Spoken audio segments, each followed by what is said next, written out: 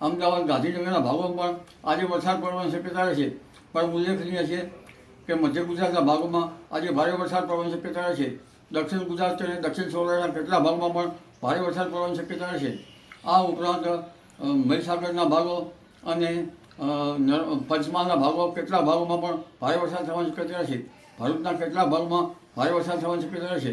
ઉત્તર ગુજરાતના કેટલાક ભાગો, મધ્ય ગુજરાત ઉપરાંત પૂર્વ ગુજરાત અને સાબરકાંઠાના અને કચ્છના કેટલાક ભાગમાં વરસાદ થવાની શક્યતા રહેશે.